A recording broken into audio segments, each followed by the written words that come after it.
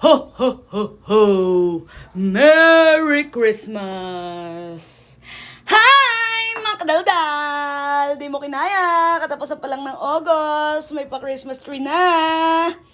Ayan, ang dahilan kung bakit ang aga kong nagpa-Christmas tree ngayon sa kadahilan ng nag-general cleaning po ang aking syupatid na si Kanegi. Shout out Kanegi! Nilinis mo ang aming house. Napakalinis, maaliwalas at mabango ang aming house ngayon dahil kay Kanegi.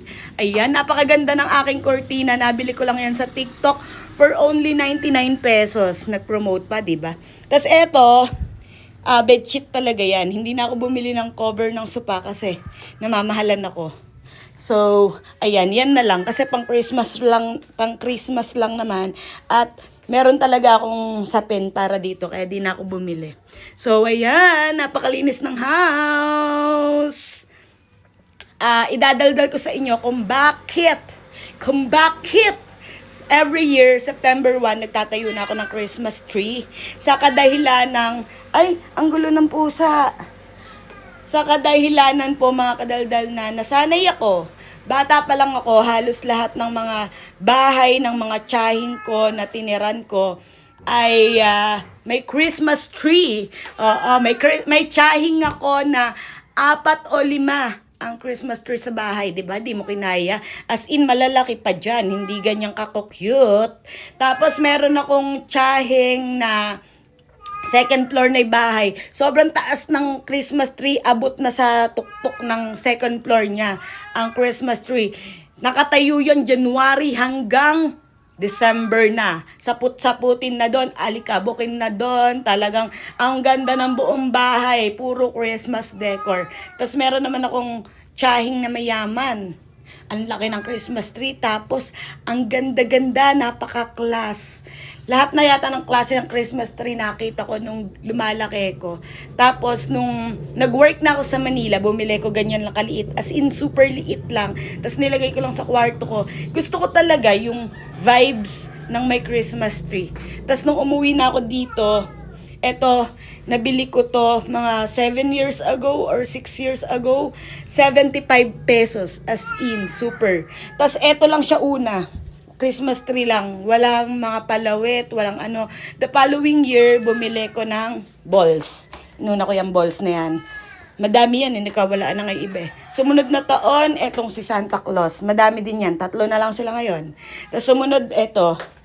Sumunod na taon yung bulaklak. Tapos ngayon taon, etong Christmas light. Kakabili ko lang yan kasi napupundi yung Christmas light niyan. Hindi kagaya na itong isa, yung medyo malaki kong Christmas tree. Nabili ko yan last year. Super sale. Kasi nga, mukha lang akong lustay, pero talagang inaantay ko ang mga super sale. Ayan, nabili ko yan mula sa Star. Lahat na yan. Super sale. Sobrang mura. December, magpapasko na mga 1 week na lang. Nabili ko siya. As in, ang mura lang yan. Tapos, itatago ko na sana siya. Ngayon ko na lang sana siya ikakabit. Pero sabi ni Daddy tsaka ni Marvin pag uwi ko, ikabit na yan. Kaya 1 week na lang na ikabit pa yan. 1 week na lang magpapasko. Bali, 2 na sila last year. Tapos ayan, ang aming buong Christmas tree. Gustong gusto ko yung vibes, yung pakiramdam. Yung feeling na magpapasko. Gusto ko talaga yung nakikita yung Christmas tree. Taon-taon looking forward ako mag-September 1 kasi magkakabit ako ng Christmas tree. Uupo ka lang dito pagka galing mo sa work. Ay, may ilaw yan. Wait lang, papailawin ko. Ayan, umiilaw na siya. Sinara ko lang yung pinto, tapos pinatay ko yung ilaw. Upo lang kami dito ng asawa ko galing sa work. Tapos, parang gumagaan yung pakiramdam ko. Ako lang to pero yun, gumagaan yung pakiramdam ko. Tapos, nagmumuni-muni lang ako dito. Parang sumasaya ako, ganon.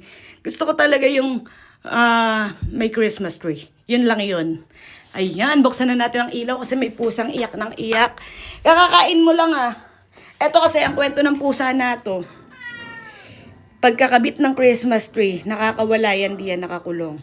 Pagkakabit ng Christmas tree doon, sa sulok, pumwesto. At saka inaway ang Christmas light. Inaway ang Christmas tree. Sabi ko sa asawa ko, parang awa mo na.